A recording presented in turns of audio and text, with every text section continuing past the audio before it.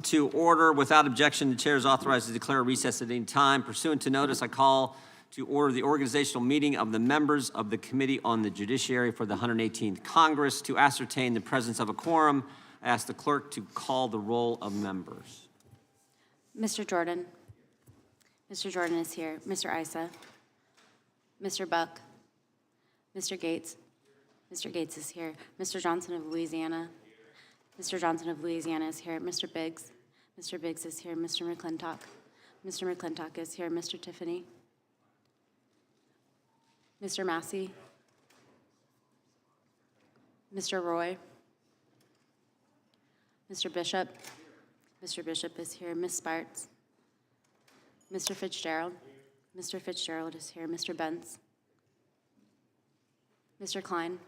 Mr. Klein is here. Mr. Gooden. Mr. Gooden is here. Mr. Vandrew.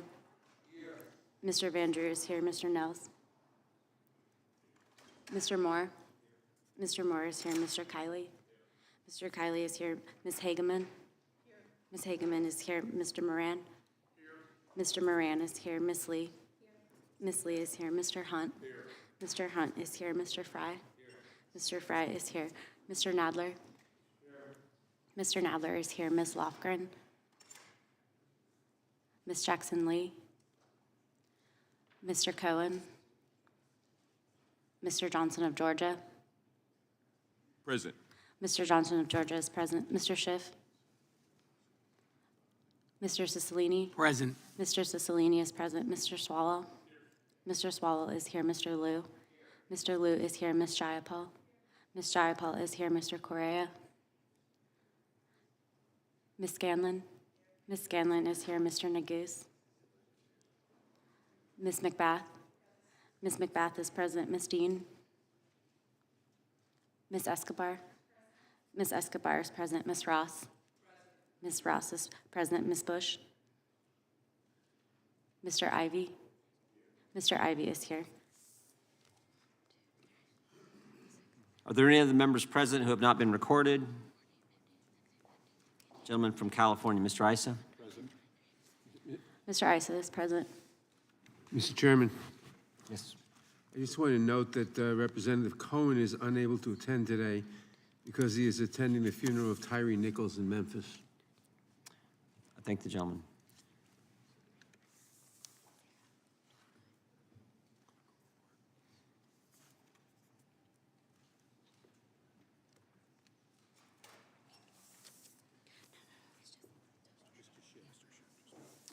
Are there any other members present who have not been recorded?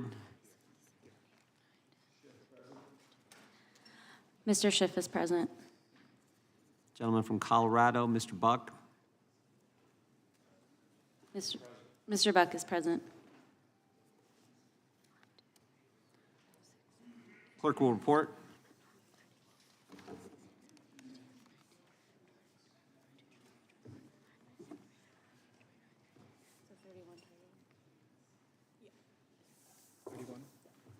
Mr. Chairman, there are 31 members present. A quorum is present. The chair now recognizes the gentleman from Florida, Mr. Gates. Thank you, Mr. Chairman. It is my pleasure and distinct honor to introduce to the committee Staff Sergeant Corey Ryan Beekman, an American hero and a constituent of mine residing in Pensacola, Florida. Staff Sergeant Beekman was born in Holland, Michigan. He enlisted in the Michigan Army National Guard while serving as a senior in high school. During his time as a sophomore at Northwood University in 2006, Staff Sergeant Beekman volunteered for deployment to Iraq in place of a fellow soldier, where he served for over 15 months. Upon redeployment, he graduated with degrees in hospitality and business administration. In October 2011, Staff Sergeant Beekman deployed to Afghanistan with his National Guard unit for 13 months. In 2016, he was once again activated as station commander during the response to the Flint water crisis, and in recognition of his role was awarded the Michigan Legion of Merit and Distinguished Service Medal by the state of Michigan. After sustaining injuries in combat, Staff Sergeant Beekman retired in 2019 after 16 years of combined service to this nation, and he moved to Florida to be with his family. He currently sits on the Escambia River Gun Club's Board of Directors as their public relations chair.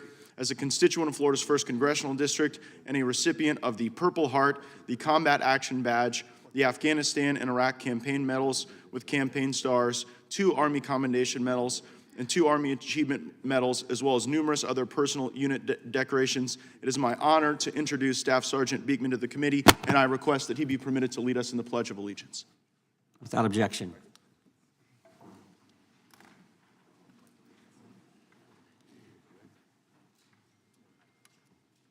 Allegiance to the flag of the United States of America and to the republic for which it stands, one nation, under God, indivisible, with liberty and justice for all. Thank you, Mr. Chairman. I yield back. Thank you, and we want to thank Mr. Beekman as well for his service to our country. The chair now recognizes the ranking member, the gentleman from New York, Mr. Nadler, for opening comments that he may have and to introduce new members from his side of the dais. Thank you, Mr. Chairman. First, I want to congratulate you on becoming chairman of this committee. It's been the great honor of my life to serve as chairman for the past 4 years, and I'm very proud of what we have accomplished as a committee. In the last Congress alone, we passed 110 bills through the House, and 53 of our bills were signed into law. Under Democratic leadership, we enshrined marriage equality in federal law. We enacted the first significant gun safety legislation in a generation. We ensured that survivors of sexual assault and sexual harassment are free to tell their stories and to seek justice in the federal courts. We reauthorized the Violence Against Women Act. We codified lynching as a crime in federal law. We addressed the spate of hate crimes against Asian Americans and others in the wake of the COVID-19 pandemic, and we enacted measures to strengthen the antitrust system.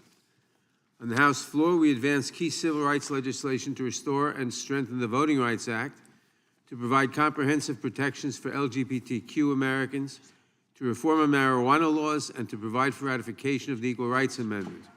We passed several bills to enhance public safety and reduce crime, while also passing legislation to ensure that law enforcement is held accountable. We passed several bills to strengthen our immigration system, including legislation to protect Dreamers, and we worked to provide transparency and accountability in our federal courts. We also supported President Biden's efforts to restore the rule of law and rebuild the Department of Justice to protect the rights of the American people rather than the whims of the president, while continuing to exercise meaningful oversight over the executive branch. Although I recognize that the new Republican majority will have other priorities, I hope that there are opportunities to work together on a bipartisan basis, as we did last Congress on such important issues as combating human trafficking, curtailing excessive government surveillance and data collection, and addressing the crack powder cocaine sentencing disparity. I look forward to working with you and with all our members, and I'm pleased now to introduce one returning Democratic member of the committee and one new member. First is Adam Schiff, representing California's 30th District. Congressman Schiff returns to the Judiciary Committee after a several-year absence during which he ably served as chairman of the Intelligence Committee and led the House's first impeachment trial against former President Trump. A graduate of Stanford University and Harvard Law School, Congressman Schiff clerked for Judge William Matthew Byrne, Jr., and later served as a federal prosecutor in the U.S. Attorney's Office in Los Angeles. We welcome Representative Schiff back to the committee. This is also a homecoming of sorts for Congressman Glenn Ivey, representing Maryland's 4th District, who once worked for Chairman John Conyers, Jr. of this House Judiciary Committee. His other Capitol Hill experience includes serving as chief counsel to former Senate Majority Leader Tom Daschle, counsel to former Senator Paul Sarbanes, and chief majority counsel to the Senate Banking Committee. He also worked as an assistant U.S. attorney, as chair of Maryland's Public Service Commission, and was twice elected as state's attorney for Prince George's County. Congressman Ivey is a graduate of Princeton University and Harvard Law School. I want to welcome all of our new members on both sides of the aisle, and I yield back. Thank you, Mr. Nadler. We appreciate your willingness to work with our side. We look forward to working with the Democrats as well, and we welcome back to the committee the gentleman from California, Mr. Schiff, and our newest member on your side, Mr. Ivey. And now I recognize myself to introduce our members, new members, and we have several. We welcome back to the committee Congressman Ben Cline, who represents the 6th Congressional District of Virginia. Representative Lance Gooden. Congressman Gooden represents Texas's 5th Congressional District. Representative Jeff Drew from the great state of New Jersey. We welcome him to our committee. Representative Barry Moore. Congressman Moore represents Alabama's 2nd Congressional District. Representative Troy Nels. Congressman Nels represents Texas's 22nd District. Representative Russell Fry. Congressman Fry represents South Carolina's 7th Congressional District. Representative Harriet Hegman. Congresswoman Hegeman represents Wyoming's at-large congressional district, and Representative Wesley Hunt. Congressman Hunt is from the great state of Texas and represents the 38th district. Representative Kevin Kiley. Congressman Kiley is from California's 3rd congressional district, and Representative Laurel Lee. Congresswoman Lee represents Florida's 15th district. Representative Nathan Moran. Congressman Rand is representative from Texas's 1st congressional district. We welcome all our new members on the Republican side as well to the Judiciary Committee.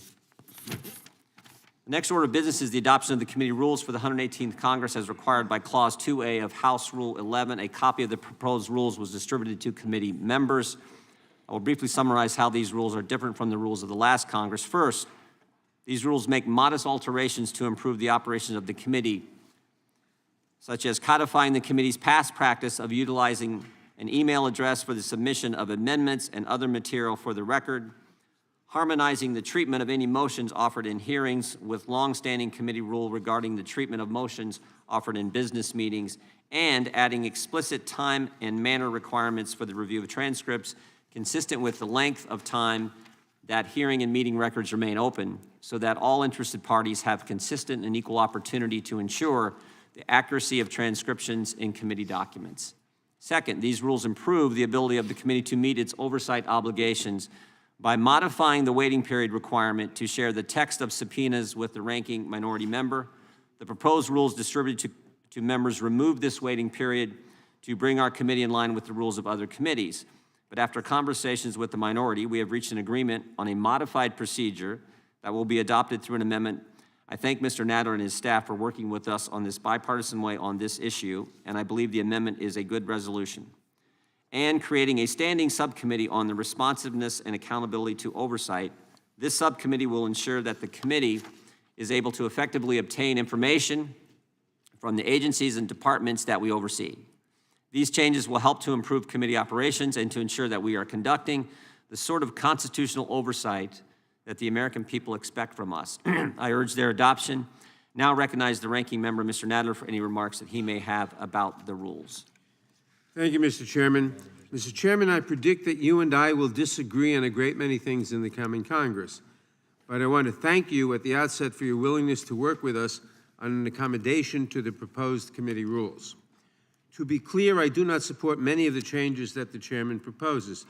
For a start, Chairman Jordan's proposed changes to the names of our subcommittees, although purely messaging vehicles, serve as a disturbing indication of this new MAGA majority's priorities. For example, the Subcommittee on the Constitution, Civil Rights, and Civil Liberties has been renamed the Subcommittee on the Constitution and Limited Government. Here, the majority appears to have said the quiet part out loud. Civil rights and civil liberties are not, for them, a priority. And it is ironic at best that the subcommittee the Republicans have charged with advancing a nationwide ban on abortion will now do so under the heading Limited Government. I'm also concerned about the creation of a new subcommittee on responsiveness and accountability to oversight. For generations, under chairman of both parties, the full committee has managed its legitimate oversight needs in the regular course of its work. Why has the chairman created a special subcommittee here and now? I suspect this change amounts to an admission that he will ask the administration for information he knows he cannot have, like the details of an ongoing criminal investigation. And I suspect that the chairman wants this subcommittee in place because when he finds very little evidence to support his investigations, he can fall back on shouting at the Department of Justice for the information it cannot produce. To be clear, I do not dispute the importance of honoring legitimate congressional inquiries. There may be times when, out of respect for the committee, the minority will back the chairman in appropriate oversight requests, even when we disagree with his goals. But creating a forum for the sole purpose of hauling in and yelling at mid-level congressional affairs officers, all of whom serve at the pleasure of agency heads we expect to see at the full committee anyway, seems beneath this committee and sets a dangerous precedent. The process leading to this hearing is also troubling. We first learned about this rules package by majority press release on Friday morning. The chairman offered us no notice or opportunity to discuss the proposed changes before they were made public. The majority did not inform us of the subcommittee ratios until 2 days ago. And of course, this organizing meeting had to be rescheduled because Republican leadership could not get itself organized in time for our original time. I don't know if these unforced errors are a deliberate attempt to trample on minority rights or just an extension of the dysfunction that has characterized the MAGA majority since Congress began. Either way, it is not an auspicious start for the House Judiciary Committee. That said, I do want to thank the chairman for working with us on the provision that caused us the greatest concern, the rules governing unilateral subpoenas. For a decade, under rules developed by Republican Chairman Bob Goodlatte, our committee has authorized the chairman to issue a subpoena without first seeking a vote of the committee. Democrats and Republicans have agreed since the adoption of those rules that such situations should be rare. In other words, setting aside friendly subpoenas in legitimate emergencies, our default position is to authorize subpoenas by markup. The current rules also require that at least 2 calendar days prior to issuing a unilateral subpoena, the chair must consult with the ranking member and provide a full copy of the proposed subpoena, including any proposed document schedule. In the rules as distributed to members, those safeguards would have been completely eliminated. I appreciate, however, that Chairman Jordan and I have reached an agreement to restore those provisions in large part while shortening the required consultation period to 1 calendar day. I want to thank Chairman Jordan for working with me on this issue, and I hope that it will mark the beginning of real dialogue. We really can work together when you take the time to hear us out, Mr. Chairman. I thank you, and I yield back the balance of my time. I thank the ranking member, and I agree with the ranking member's prediction. There will, in fact, be times where we don't agree as we move forward in this committee. The chair now recognizes himself for the purpose of offering an amendment. The clerk will report the amendment. Amendment to the Rules of Procedure offered by Mr. Jordan of Ohio. In Rule 4, add at the end the following. C, at least 1 calendar day before issuing any subpoena pursuant to subsection A, the chair shall consult with the ranking minority member regarding the authorization and issuance of such subpoena and shall provide a draft copy of the proposed subpoena, including a draft of any proposed document schedule at that time. D, the chair may waive the requirements of subsection C in the event of an emergency that does not reasonably allow for advance written notice, including, but not limited to, when a witness who is voluntarily before the committee refuses to answer a question. I think the clerk, this is the amendment that Mr. Nadeau and I just talked about, the agreement that we've reached, majority and minority have reached. I urge the adoption of the amendment. Mr. Chairman? Gentleman from New York is recognized. Mr. Chairman, I rise in support of this amendment.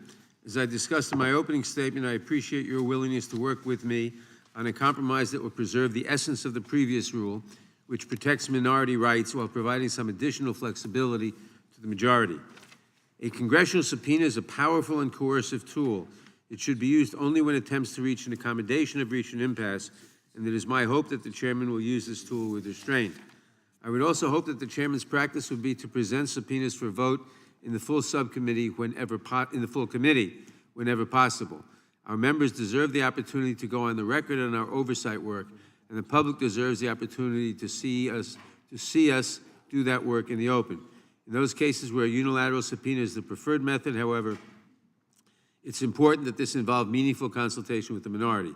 I'm comfortable that the amendment strikes a reasonable balance, and I would urge all members to support it. With that, I yield back the balance of my time. I thank the gentleman. That is entirely our intention. Is there anyone who seeks recognition on the amendment?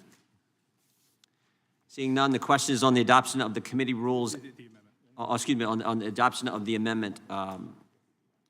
Those in favor say aye. Aye. Aye. Those opposed, nay. The ayes have it, and the amendment is adopted. Who seeks recognition? Gentleman from Florida seeks recognition to offer an amendment. Yeah, Mr. Chairman, I have an amendment at the desk.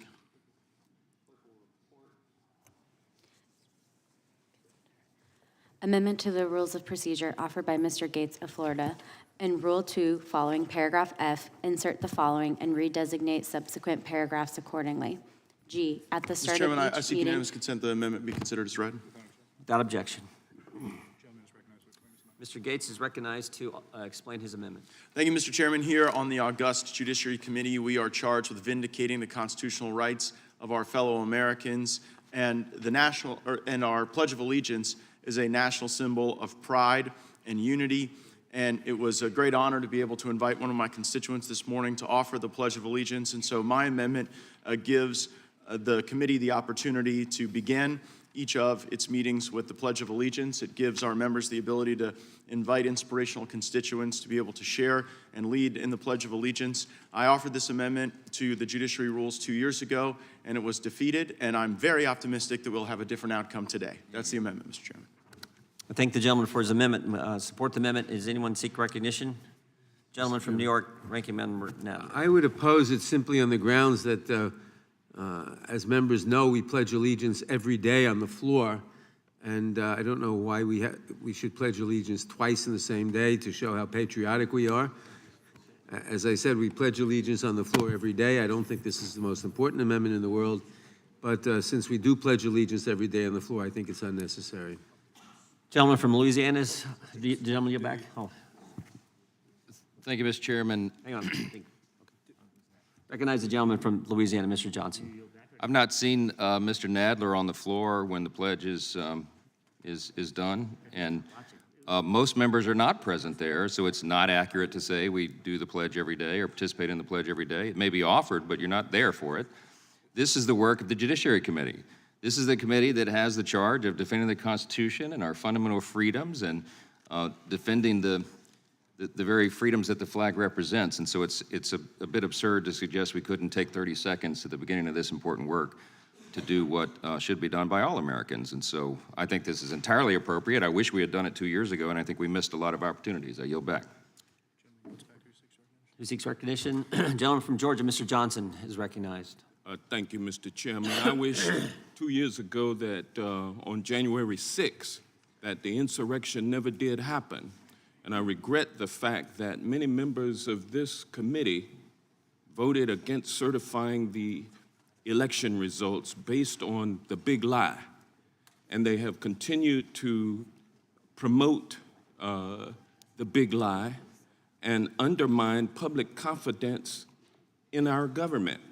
And so for us to, amidst these folks who supported the insurrection, to be forced to pledge allegiance to the flag, which should be something that none of us have any problem with, but it's just a matter of, it's ironic that this committee, the ones that would not comply with congressionally issued subpoenas, disrespected the rule of law, would now insist that each and every one of us on each and every hearing date come before this committee and pledge allegiance to the flag. I support the Pledge of Allegiance, but it's very ironic, and I just simply wanted to point that out, and with that, I yield back. Will the gentleman... I'll yield to the gentleman from New York. I thank you. I just want to take the opportunity, I think it was one of the people over there. Mr. Johnson. I think it's Mr. Johnson who said that he hadn't seen me pledge allegiance on the floor. I just want to say I've pledged allegiance dozens of times. Like other members, I haven't always been there at the beginning of the session, but I've pledged allegiance dozens of times, and I plan to continue doing that on the floor. I thank the gentleman. Gentleman, Mr. I yield back. Mr. Chairman. Mr. Chairman. Gentleman from California, Mr. Ice, is recognized. Thank you, Mr. Chairman. You know, this amendment might be more important in light of some of the things that have just been said than I even thought it was. This is a committee that needs to come together to defend the Constitution, to recognize the importance of what we do here.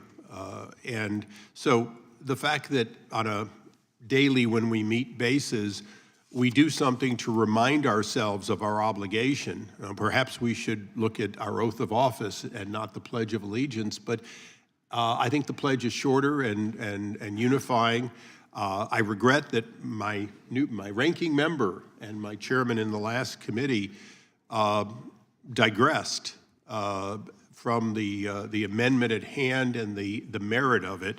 And I would hope that all of us would look and say, we've got a long way to go to get back to being a committee that defends the Constitution aggressively and does it on a bipartisan basis. So I think let us all look at this once per hearing opportunity as a reminder of why we're here, and I yield back.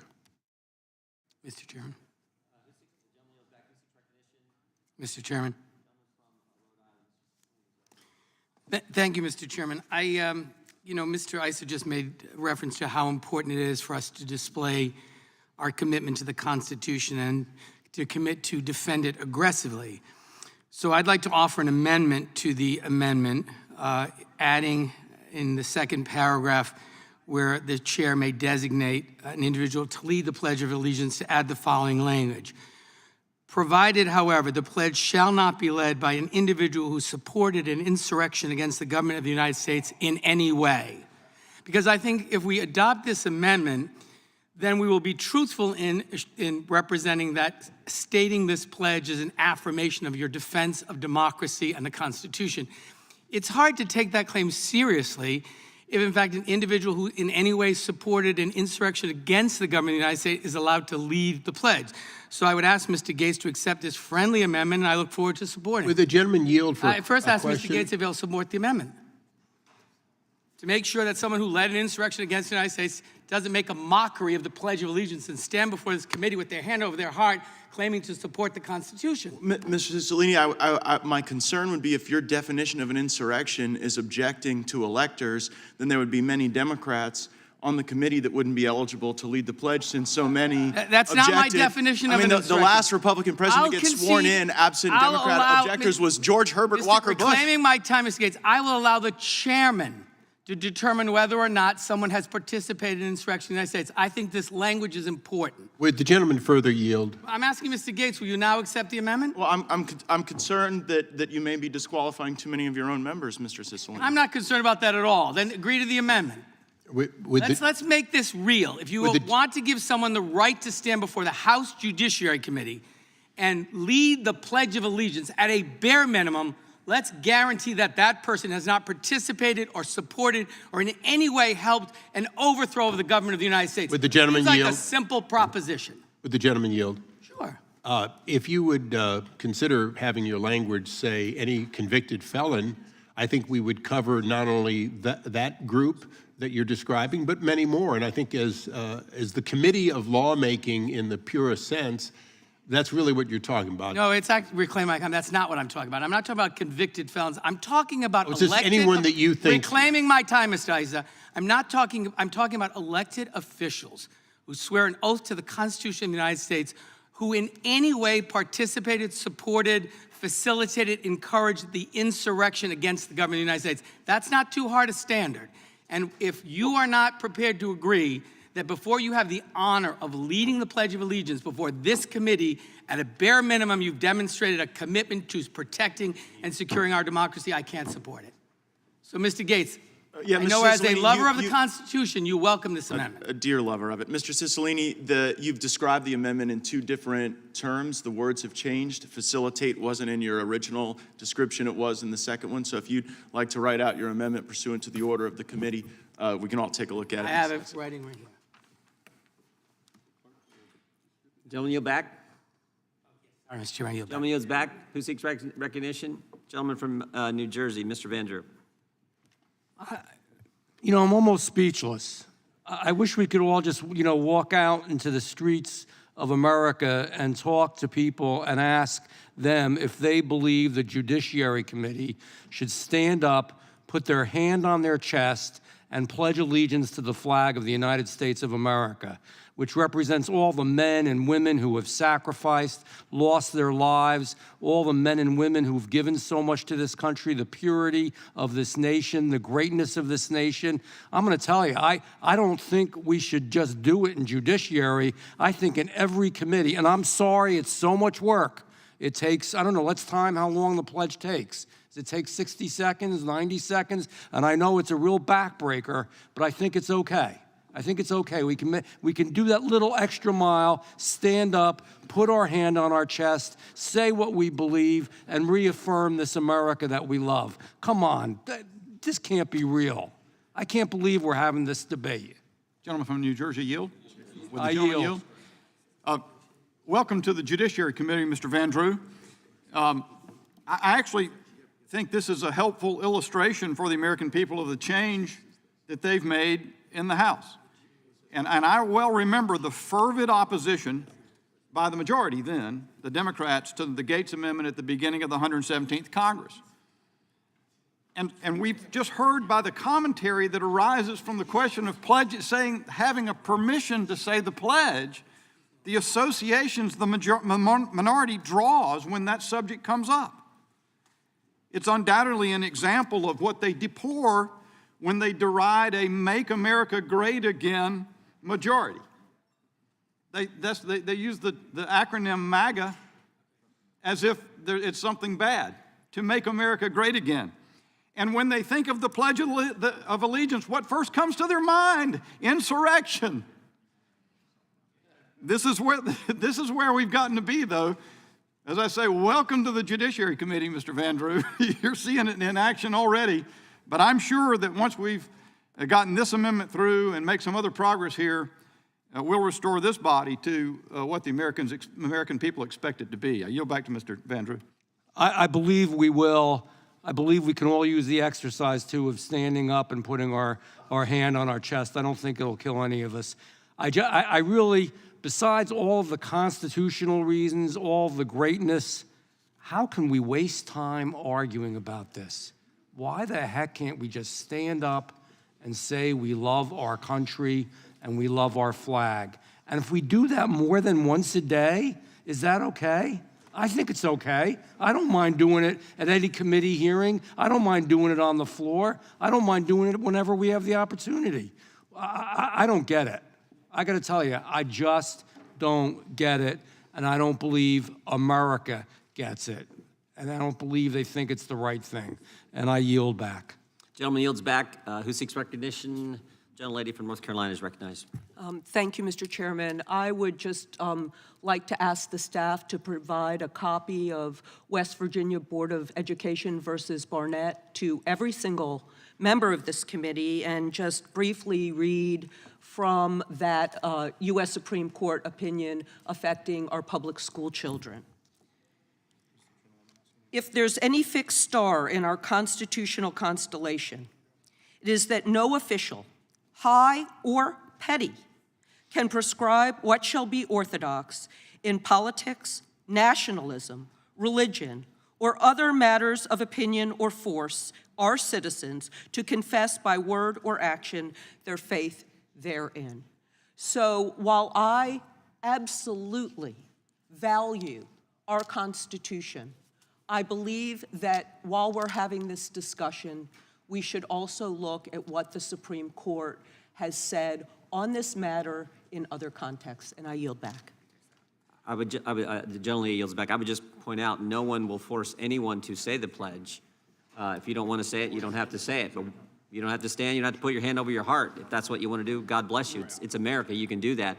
But for those of us who do want to do that, and today we're led by the gentleman who came from Mr. Gates' district with his service to our country, for those of us who do want to stand, put our hand over our heart and say the pledge, I think that's appropriate as well. Who seeks recognition? The gentleman from Texas, Mr. Roy. Thank the chairman. And I associate myself with the remarks of the gentleman from North Carolina about welcome to the Judiciary Committee, the 118th Congress edition. And here we are, and the truth is now laid before you. The gentlelady from North Carolina, in raising this particular issue, is raising, of course, in question why the current United States House of Representatives says the Pledge of Allegiance in the first place on the floor of the House, which the ranking member just used as defense for why we shouldn't say the Pledge of Allegiance in this committee room.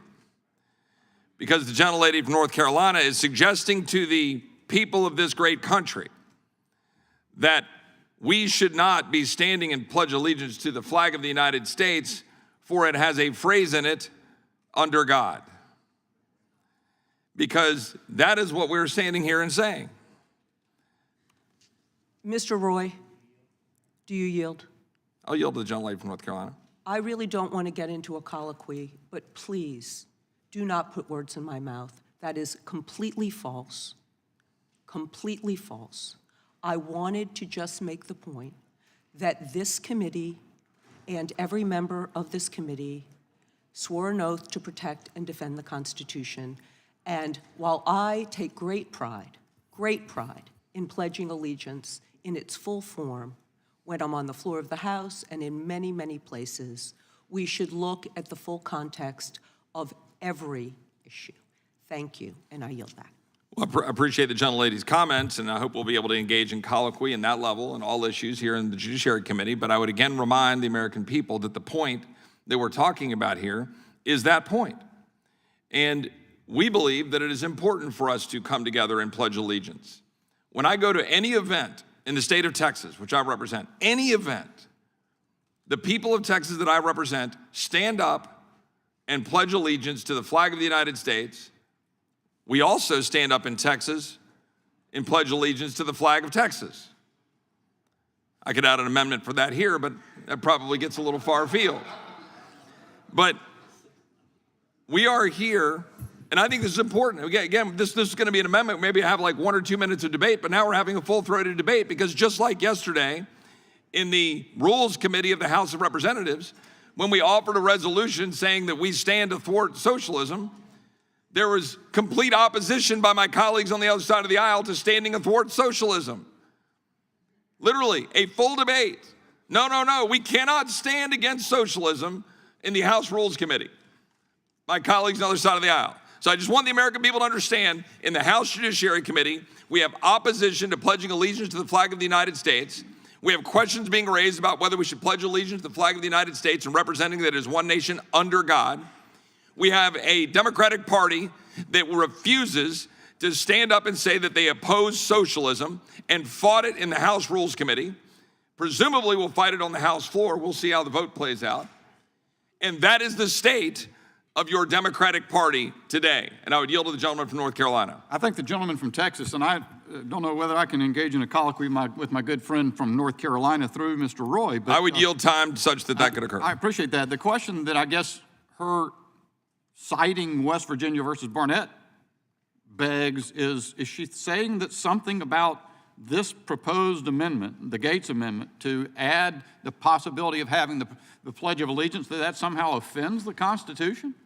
Is that the purpose? Is that the point that she makes? And if not, what's the purpose of the citation? I yield to Mr. Roy for I would yield to the gentleman from North Carolina. All I was doing was quoting the U.S. Supreme Court. That's all I was doing. I think you should go back and ask the author of the opinion what the meaning of it was. Well, if I might engage and ask for the gentleman from North Carolina, for what purpose? I would ask the gentlelady from North Carolina, for what purpose were you making that citation? So that the Judiciary Committee could be aware of U.S. Supreme Court precedent with respect to this matter. Maybe not everybody on the Judiciary Committee was familiar with that precedent. It was simply a citation. And reclaiming my time, I yield to the gentleman from North Carolina. To the gentleman's point, and it eludes me. It suggests that having the protocol of a Pledge of Allegiance in the operation in the procedures of the House of Representatives is somehow compelling an orthodoxy, which that would be a fundamental change to what we've seen in the practice here, but it is illustrative of the moment that we're in, and I yield back to the gentleman. The gentleman's time has expired. Not only does it not compel orthodoxy, it says may. You may opt for do the pledge at the start of a committee hearing. With that, who seeks recognition? Gentleman from Rhode Island who is going to introduce the amendment. Yes, Mr. Chairman, I have an amendment at the desk. Clerk will report. Amendment to the Rules of Procedure offered by Mr. Gates of Florida. In Rule 2, following paragraph F, insert the following and redesignate subsequent paragraphs accordingly. G, at the start of each meeting, the chair or the chair's designee may lead the committee in the Pledge of Allegiance. Without objection, the amendment is flag. considered as read. Gentleman from Rhode Island will explain his amendment. Mr. Chairman, the amendment is the language that I just read that would add, provided, however, an individual.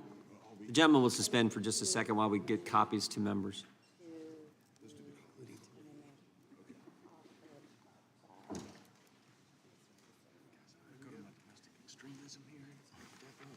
You started it. Thank you.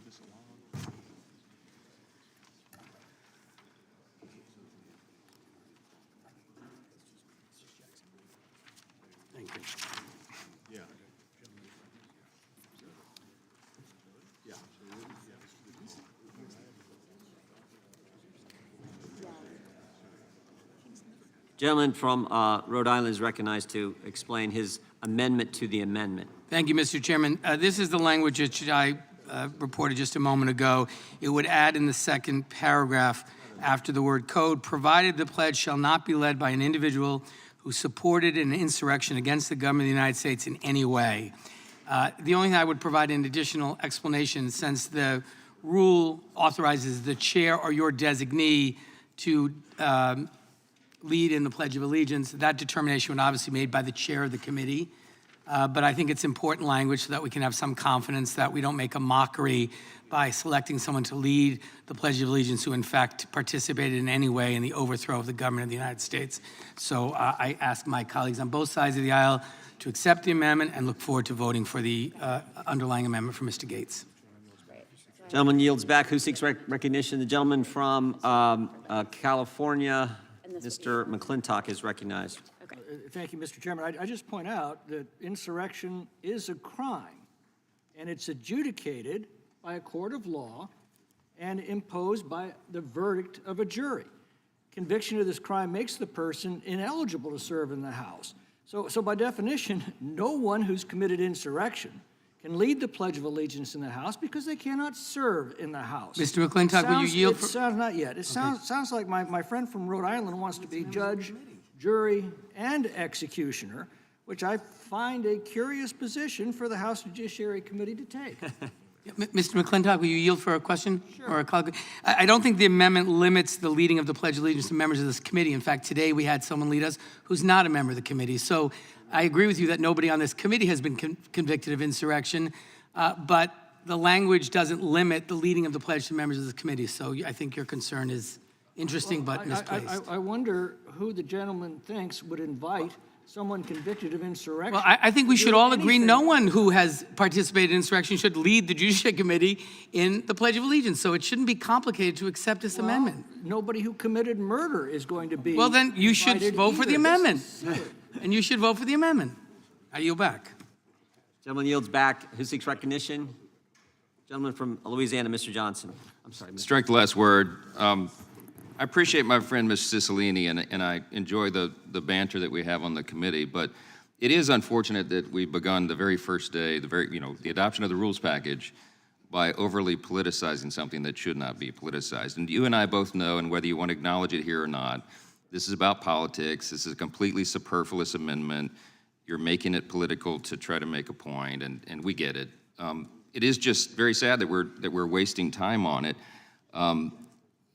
I don't think there's any insurrectionist who's going to show up to offer the pledge, and if they would not be recognized, and so this is completely unnecessary. But I do want to make a note just very quickly about what the gentlelady from North Carolina said. Her invocation of West Virginia v. Barnett, it's a case from 1943. Just so you know, if those who are not familiar with the case, that was what the Supreme Court said, that school children could not be compelled to recite the pledge if they had some sort of sincere belief that prohibited them from doing so. We're not school children here. We're supposed to be the vanguard. We're supposed to be the guardians of our constitutional freedoms, our civil liberties, our civil rights, the Constitution itself. And it's just patently absurd to suggest that grown-ups could not make their own decision about participating in the pledge. And if anybody's serving on this committee and is not willing to say the pledge, I would suggest they don't need to be on this committee. Find somewhere else to serve in the Congress.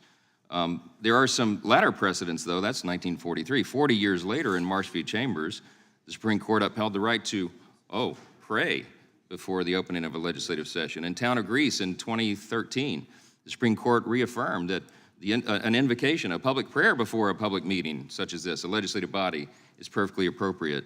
We didn't amend the rules to add that, but gosh, I wish I'd have thought of it. Maybe we should begin with a prayer as well. That would really offend some of our friends on the other side.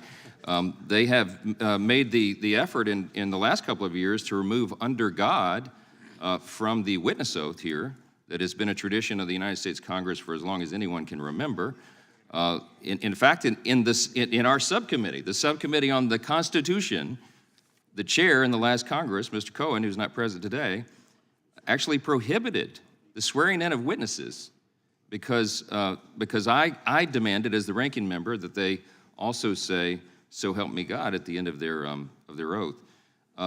So it just goes to show you there's a strong contrast here between the two sides. It's unfortunate, it's sad, we wish it weren't so.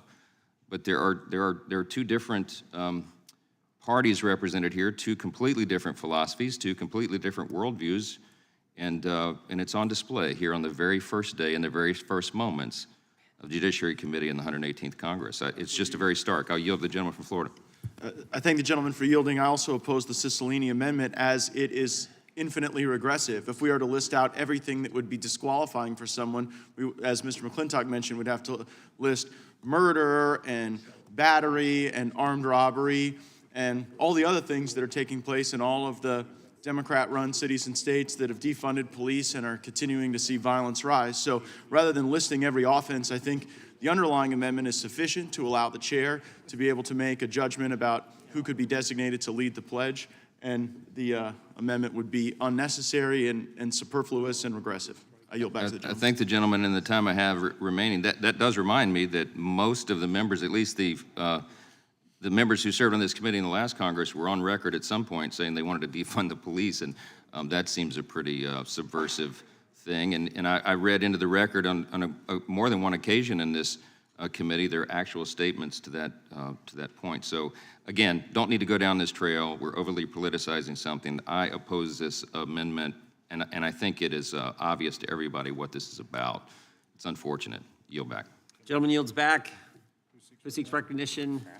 Gentlelady from Georgia, Ms. McBath, is recognized. Thank you so much, Mr. Chairman. I just have to say I really take offense to the comments that were just made about individuals on this side of the aisle that actually have worked or tried to defund the police, or just are not in support of the United States and the flag. That is extremely offensive. And I know for a fact Democrats have spent as much time and effort as the Republicans trying to make sure that we are securing all the resources that we possibly can for our law enforcement. We support law enforcement. So I really take great offense to the comments that are made, and I hope that you will gingerly, going forward, not try to just make those kinds of broad statements about my colleagues on this side of the aisle, and I yield back. Gentlelady yields back. Who seeks recognition? Gentleman from Texas, Mr. Hunt, is recognized. Hey, Sergeant, thank you so much for your service. That gentleman right there represents the best of us all. And the fact that we were having a political conversation about this is actually wrong. The only thing that we want to do is recognize the best, those brave men and women that are willing to give their lives and a sacrifice for us to be able to convene the day in a room like this. I am one of those people. I served in combat. I'm a West Point graduate. I am the kind of person, like that gentleman sitting right there, that's willing to die for this country. For us to sit here together and offer just a little bit of homage to those that are willing to do that, I think it's not nothing we shouldn't be doing. It's actually necessary. You see, that flag represents the deaths of thousands of men and women. 14 of them actually my West Point classmates. And every day that I get up, I look at that flag and I thank God that we are here. So the fact that we get to sit here together and have this conversation based on the sacrifice of that flag and the gentleman that came here and said today should speak volumes to how we should conduct ourselves moving forward in the future. Quite frankly, you are correct, sir. We should be saying the pledge every single day, every single morning, and every single committee. Because when I was in elementary school, that's what I did. And I worked my butt off to be sitting here right now in this room, and the least we can do is to pay homage to the sacrifice of those that have come before us to say, you know what, Democrat or Republican, We are in this together.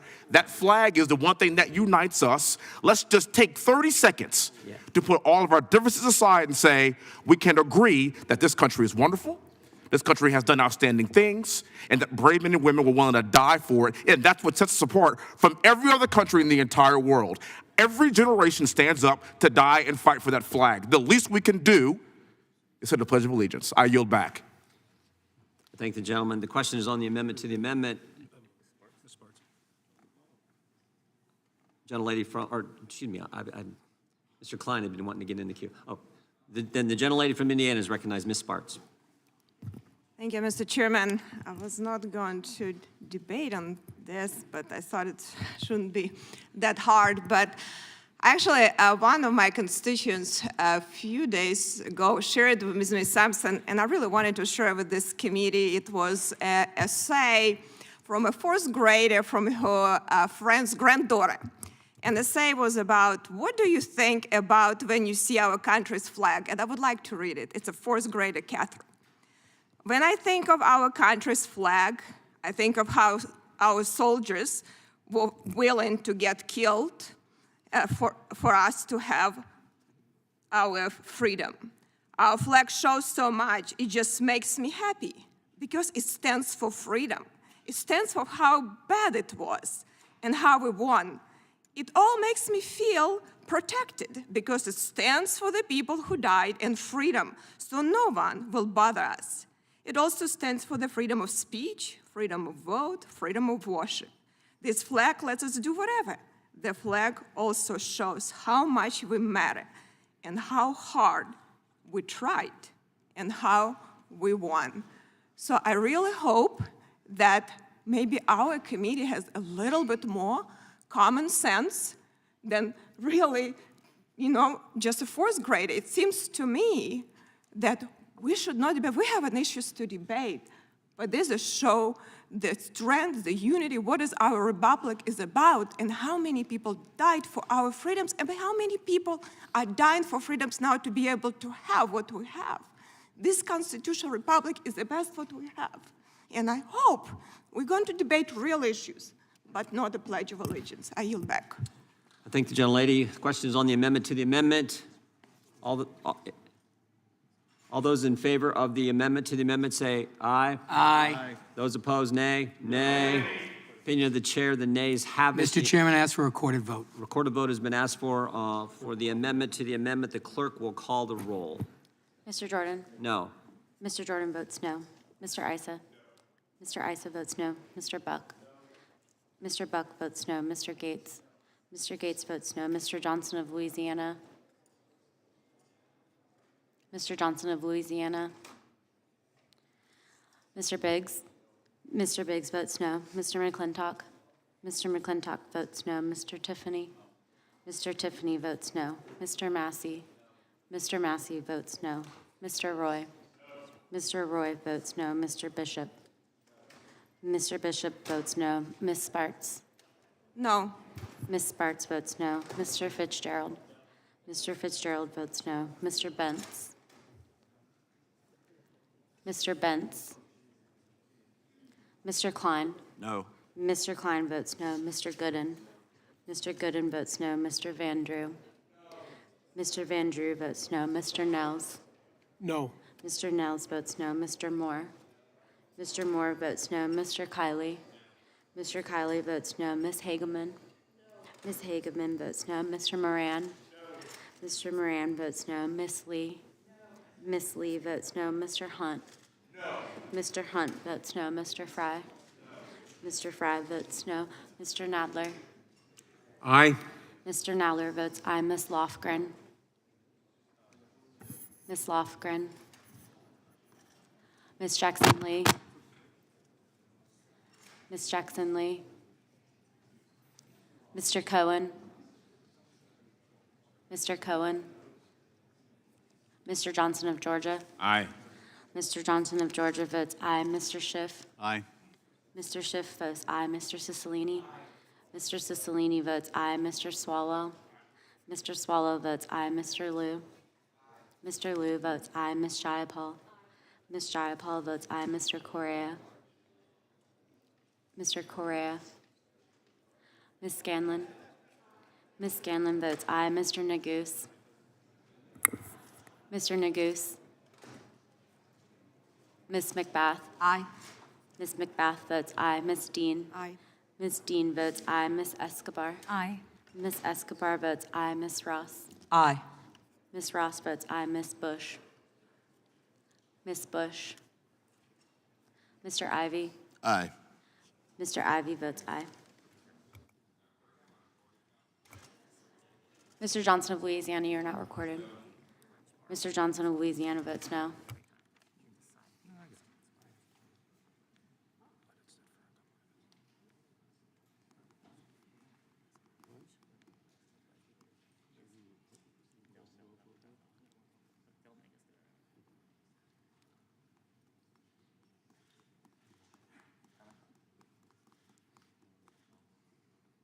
Clerk will report. Mr. Chairman, there are 13 ayes and 24 nays. The amendment to the amendment is not adopted. The question now is on the amendment offered by the gentleman from Florida. Mr. Liu is recognized to speak on the amendment. Thank you, Mr. Chair. I served on active duty in the United States military. I then served in the reserves. I retired after 25 years of service. Let's talk a little bit about what would help the American people. We passed the American Rescue Plan that funded law enforcement. It funded states and counties.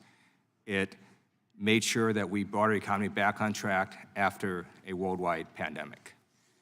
We then passed the bipartisan infrastructure law, led primarily by Democrats, that funded roads, bridges, and highways for the American people. It also made sure we took lead out of our water pipes. It's going to have broadband go everywhere, from rural areas to inner cities and to suburbs. Then we followed that up with the PACT Act. That helped veterans. It helped veterans who were exposed to toxins, and it made sure that they got the just compensation and benefits that they deserve. We also passed the CHIPS and Science Act that brought manufacturing back to the United States, made us and will make us competitive in the important chip market. We also passed the Inflation Reduction Act. That's reducing our deficit, and it's going to have the most amount of climate change projects in world history. We also are not going to crash the United States economy. We're going to raise the debt limit, and we ask Republicans to join us.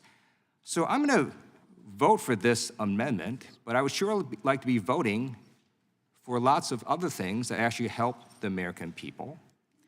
And if we want to talk about whether or not we are going to move this country forward, let's work on real issues. Let's work on how do we make sure we grow our economy instead of doing a hearing on what Twitter said about a widespread New York Post story about Hunter Biden's laptop. Let's focus on preserving and expanding Social Security. Let's make sure we don't have Medicare cuts. Let's make sure we actually pass substantive laws to help the American family. And if we want to talk about how we honor our country, let's make sure everyone complies with the law.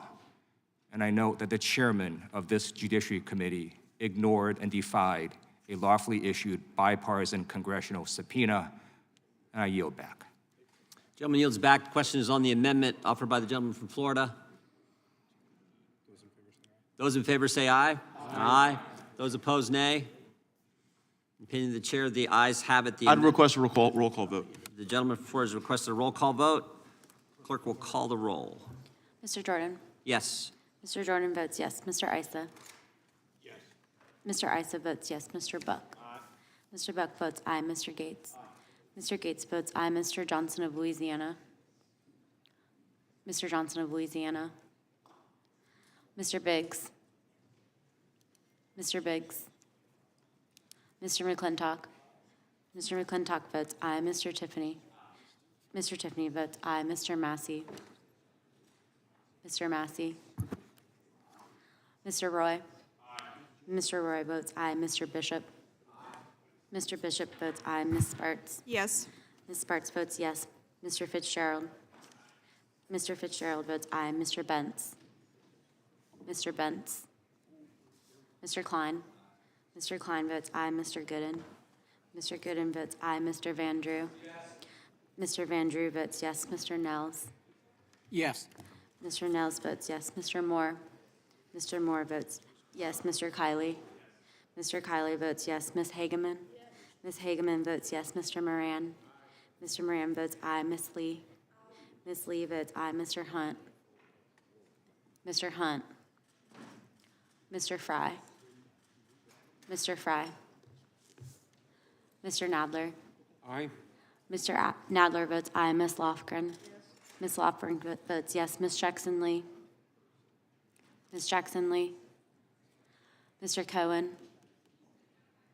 Mr. Cohen? Mr. Johnson of Georgia? Aye. Mr. Johnson of Georgia votes aye. Mr. Schiff? Mr. Schiff votes aye. Mr. Cicilline? Aye. Mr. Cicilline votes aye. Mr. Swallow? Aye. Mr. Swallow votes aye. Mr. Liu? Mr. Liu votes aye. Ms. Jayapal? Ms. Jayapal votes aye. Mr. Correa? Mr. Correa? Mr. Correa votes aye. Ms. Scanlon? Ms. Scanlon votes aye. Mr. Neguse? Mr. Neguse? Ms. McBath? Ms. McBath votes aye. Ms. Dean? Ms. Dean votes aye. Ms. Escobar? Aye. Ms. Escobar votes aye. Ms. Ross? Ms. Ross votes aye. Ms. Bush? Ms. Bush? Mr. Ivy? Aye. Mr. Ivy votes aye. Mr. Biggs? Mr. Biggs, you are not recorded. Mr. Biggs votes aye. Mr. Johnson? Mr. Johnson of Louisiana, you're not recorded. Mr. Johnson of Louisiana votes aye. Madam Clerk, how am I recorded? Mr. Massey, you're not recorded. Massey votes aye. Mr. Massey votes aye. And how am I recorded? Mr. Hunt, you are not recorded. Mr. Hunt votes aye. Mr. Fry, you are not recorded. Mr. Fry votes aye.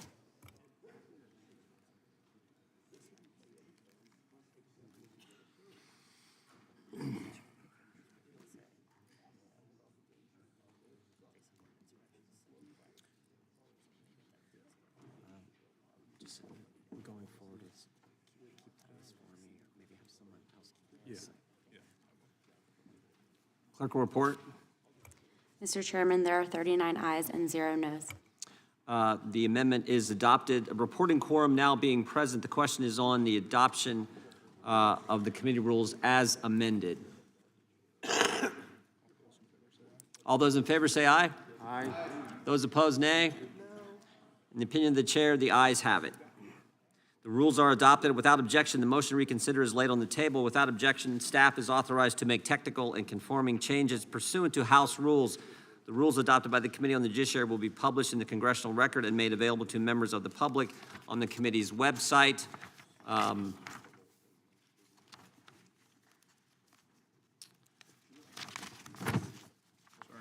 Next order of business is the ratification of the subcommittee assignments. These rosters were distributed to members of the committee and reflect the chairs and ranking members, as well as the members of each respective subcommittee. This roster was created by the Republican and Democrat sides of the committee, respectively.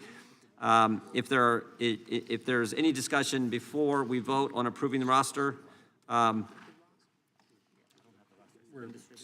the clerk will distribute. clerk will distribute the roster then.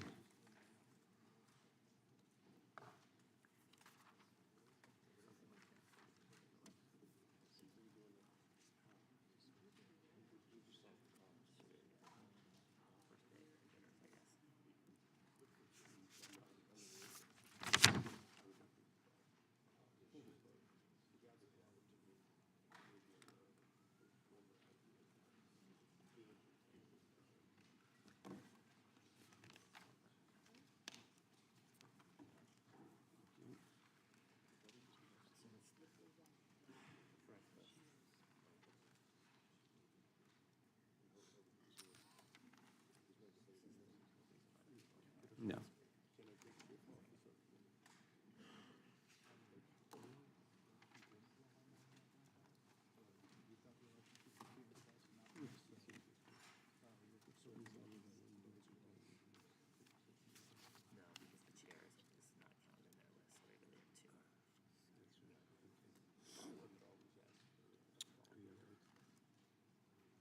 We have two questions that we have to get through yet. The question is on the approving of the appointments of the subcommittee chairs and ranking members as set forth in the roster. You should have the roster in front of you. All those in favor say aye. Aye. Those opposed, nay. In the opinion of the chair, the ayes have it, and the amendment is agreed to. We now have to vote on the question is now on approving the subcommittee assignments. The members of each respective subcommittee. All those in favor say aye. Aye. Those opposed, nay. In the opinion of the chair, the ayes have it. The ayes have it, and the subcommittee roster is approved. Without objection, the motion to reconsider is laid on the table. And I think this concludes the committee's business for this meeting. The meeting is adjourned, and we will adjourn this and restart in 15 minutes for our first committee hearing on the border issue. I thank the members, and we're adjourned.